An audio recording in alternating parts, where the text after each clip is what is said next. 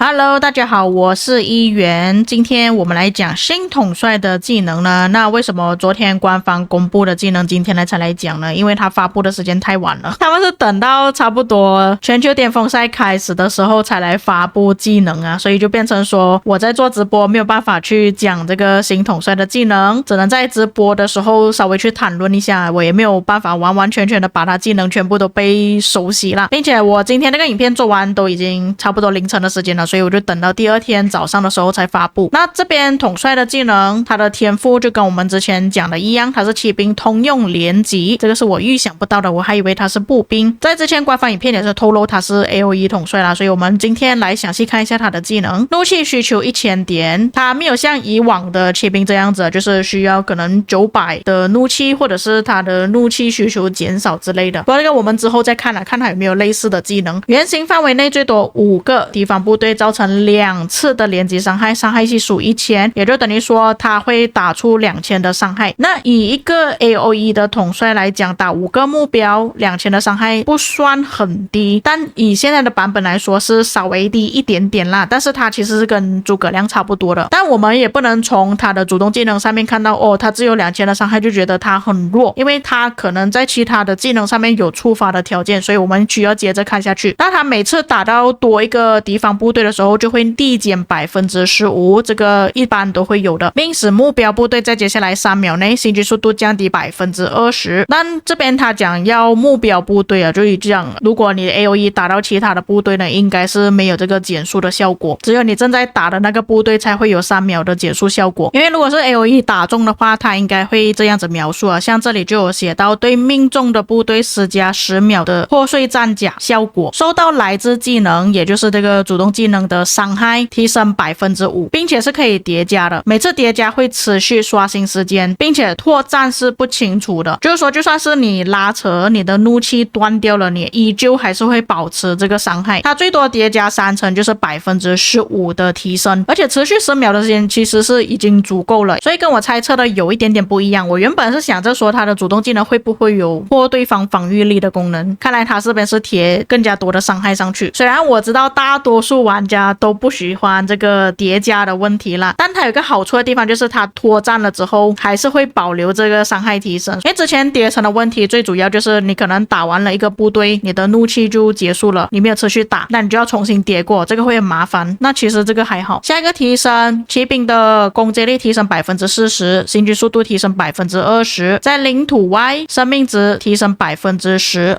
我看到有不少的玩家说这边提升太低了，那其实对于现在的版本来说还行了，因为水晶科技新版本呢有生命、防御还有伤害减免提升，所以反而现在的统帅是比较需要用到攻击力提升的。这里的提升其实还可以啊，行军速度算是中规中矩吧，一般骑兵都是提升差不多20%或以上。生命值提升虽然是有一点低了，这个可以用水晶科技那边把它给拉上去。下一个技能野外才可以使用，受到的所有伤害降低5%，受到技能跟连击伤害、反击伤害时，使该次伤害降低10%。每当该效果累积降低的伤害量到达一定值，伤害系数3000时，自身部队会再施加1次主动技能的伤害，这边它会再触发多1次。但是其实它的觉醒是3技能的提升啊，它的伤害降低还是一样的，但是受到技能伤害、连击伤害、反击伤害的降低变成15%的提升，降低这3种伤害，并且它原本要累积的数值3000变成2500，又降低了500，更容易去触发了。但这边我们要看清楚，它这边是累积降低的伤害量，而不是说它受到的伤害总数要2500的时候，所以它这个技能可能触发并没有我们想象中那么容易。就我们做个例子好了，如果你是面对一个统帅，他打出来的伤害是2000，那你降低了它15%，就等于说你这边已经累积了300，变成你必须要受到那一位统帅攻击你至少7到8次左右的时候，你才可以再触发多一次你的主动技能。当然这边我们所考虑的情况是单挑的情况啦，那假设说你真的到野战的时候，你面对的敌人会比较多，因为我们在骑兵里面最容易遇到的问题就是骑兵太快了，冲进人群里面，然后第一个死掉的部队总是骑兵，所以官方可能是有考虑到这个问题，受到太多的伤害直接死掉，在他死之前都没有完全的把自己的技能给释放，所以他们才设计了这个觉醒技能，让他在死之前可以有机会释放他自己的主动技能。或许他们考虑的问题是这样子啦，他不只是受到技能伤害，连击伤害、反击伤害其实都会有影响的，会更快的去释放他的主动技能也说不定。但也就意味着如果你们拿这位统帅去做单挑测试的话，其实是不准确的啦。第4个技能也是要野外部队的时候才可以使用，造成普通攻击伤害提升 10%， 他这个普通攻击伤害其实也是会有影响到他的连击伤害的，连击伤害是有包括普通攻击伤害的。释放了主动技能之后，自身怒气获取速度提升 10%， 攻击力提升 10%， 持续10秒，该效果可以叠加，上限为2层，并且每次叠加都会刷新持续时间，或暂不清除。那这里我理解它的叠加呢，应该只是叠加这个攻击力 10% 啦，这个自身怒气恢复速度提升应该是没有叠加的，我个人理解。那持续10秒再次触发其实也是算蛮简单的，就像我刚刚讲的，如果你有机会触发到觉醒技能的话，基本上你这个技能你这个提升是会一直持续存在的，你的怒气恢复速度都会比你的敌人更快，攻击力也会比较高一点， 20% 的攻击力提升。然后这个就是它的技能特效演示出来是长什么样子的，这个在之前的影片已经有看过了。那我们现在说一下这位统帅搭配的问题了。其实如果你们要把连击伤害最大化的话，最好就是搭配亚瑟搭配阿卡琉斯，两位连击伤害统帅，两位都有 AOE。那亚瑟会变成主将的原因也很简单，他只有身为主将的时候才会有连击伤害，副将才会变成技能伤害，所以亚瑟的位置是固定了的。但是很可惜的就是亚瑟他的主动技能呢是没有任何的 buff 跟 debuff， 这个是比较可惜的地方。新的统帅至少还是有一个减速效果，还有一个对自身的主动技能伤害提升。如果你们想要把这两位统帅的连击伤害最大化的话，还是需要准备蝴蝶振翅。像阿卡琉斯他可以很容易去触发自己的连击伤害嘛，再配合上这个专属铭文会更加容易去触发。阿卡琉斯其实有什么问题呢？严格来讲他是有爆发，但是他也就只有主动技能的爆发而已。那假设说如果他的觉醒技能触发并没有想象中那么顺利的话，其实他就没有额外的爆发了。像诸葛亮虽然他是有一个圆形范围的 AOE， 但是他还有武侯效果，像他这边的话就没有，很多时候都是需要有其他的条件才能够触发他的觉醒技能。另外一个问题就是有观众跟我投诉啦，他的生命跟防御提升不够，生命值提升太低了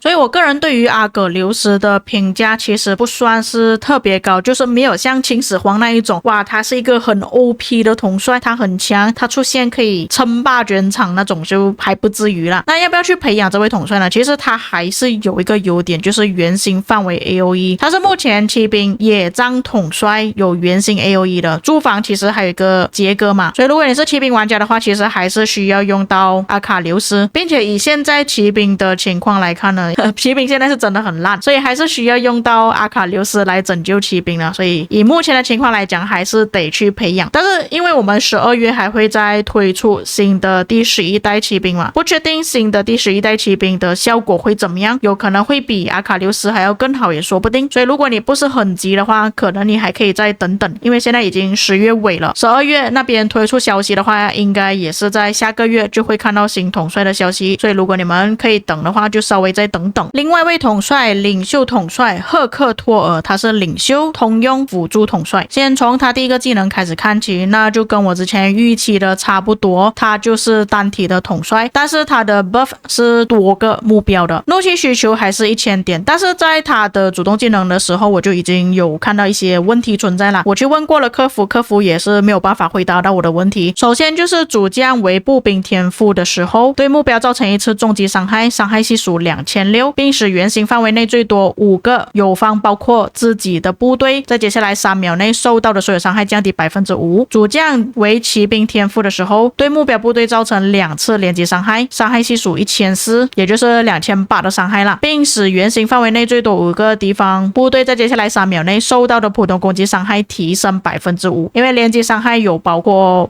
普攻伤害嘛，就变成说你这边打出去的连击伤害对方会比较痛一点。主将为其他天赋，这边其他天赋有包括领袖、工兵、工程车，也就是工程啊，对目标部队造成一次直接伤害，也就是技能伤害2700，使圆形范围内最多5个敌方部队在接下来3秒内造成的所有伤害降低 5%， 每秒降低15点的怒气。那这边我发现到的问题就是，你看它是针对步兵天赋重击伤害提升，那假设说我是用步兵的天赋，但我是技能伤害怎么办呢？就比方说我用西皮朗纳尔，是不是表示说我就没有办法有伤害了？还有包括骑兵也是一样，骑兵它不是只有连击伤害统帅，也有技能伤害统帅，就比方说霍去病、司机，那是不是也就表示说我没有办法用到技能伤害提升了？它不包括在这个其他的天赋里面。客服也没有办法回答我这个问题，但是这边给我选择的话，其实我个人会比较想要选择其他天赋，就是拿来搭配工兵使用，让对方在接下来3秒内造成的所有伤害降低，并且每秒减少15点的怒气，相当于直接减少了对方45点的怒气。因为这边算下来，其实他们的伤害是很接近的，像2600、2800、2700，只是看你要的 buff 跟 debuff 是哪一个而已。而且各位要看清楚哦，它是5个敌方部队哦，所以给我个人选择的话，我还是会选择这个其他天赋的主将来搭配。第二个技能，行军速度提升 20% 啊，这个可以拯救诸葛亮跑得比较慢的问题。如果你们拿来搭配的话，生命值提升 10%， 防御力提升 30%。第三个技能，受到的普攻击伤害降低 10%， 因为现在外面全部都是重击伤害跟连击伤害啊，这个减少是 OK 的。进攻野外部队的时候，主将为步兵天赋造成重击伤害时，有 50% 的概率让该次伤害提升 15%， 每秒最多触发3次，冷却时间10秒。主将为骑兵天赋时，基础攻击有 20% 的概率造成1次连击伤害，伤害系数400，每秒最多触发3次，冷却时间10秒。主将为其他天赋，每次对敌方部队施加减益效果，使其自身受到的所有伤害降低 5%， 持续10秒，该效果可以叠加，上限为2成，也就是 10%， 且每次叠加会刷新持续时间。这里就看大家怎样去取舍，你们想要哪一个统帅搭配。但给我选的话，我还是会选择其他天赋啦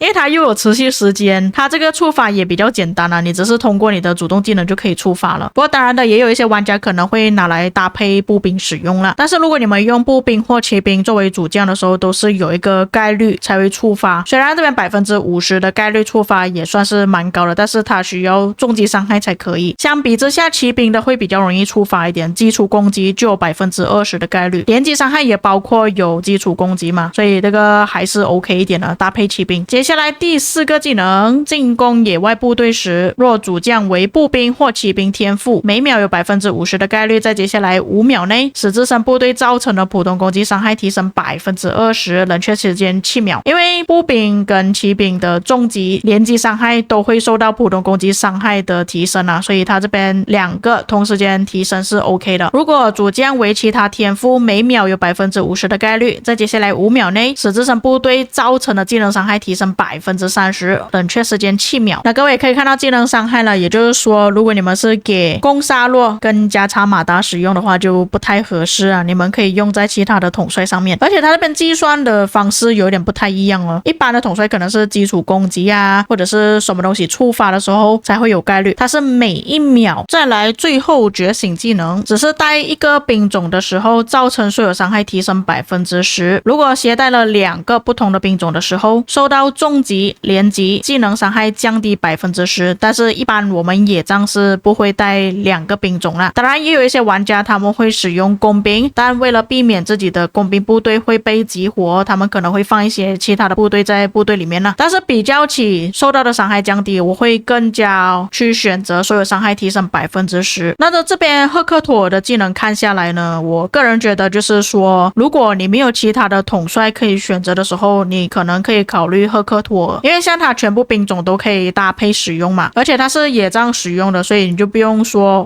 会不会担心之后某一个统帅他就不能再搭配了，他依旧还是可以搭配其他兵种的统帅继续使用的。那相比之下，这位统帅跟斐利比较起来，哪一个会比较好一点呢？其实新的统帅会稍微好一点了，因为新的统帅至少还是有伤害的，还是有输出的。斐利这边是基本上没有什么输出的，并且就算斐利他有伤害呢，也是有概率才会触发的，它并不是像赫克托尔这样子，它的主动技能就已经有伤害了。而且你们可以看到斐利这边的伤害是属于比较偏低一点的，不过斐利还是有一个比较不错的地方啊，就是有机会再次触发主动技能。那假设说如果你现在金头不足的情况下，其实你不一定要去弄新的领袖统帅，又或者是你目前还有斐利，你觉得斐利还 OK 的话，你就暂时先不要去培养赫克托尔，因为现在推出2个新的统帅嘛，那12月又再推出2个新的骑兵的话，我觉得玩家应该会吃不消。但假设说你现在没有斐利，你又希望有一位统帅他可以搭配所有的兵种的话，那么你就可以去培养赫克托尔。但是搭配的话，比较起步兵，我会更加偏向于搭配工兵了。像我的话，我会想要用诸葛亮搭配赫克托尔，把海尔曼 P 给替换掉，这个是我个人想法啦。但是海尔曼 P 也是有一个 AOE 啦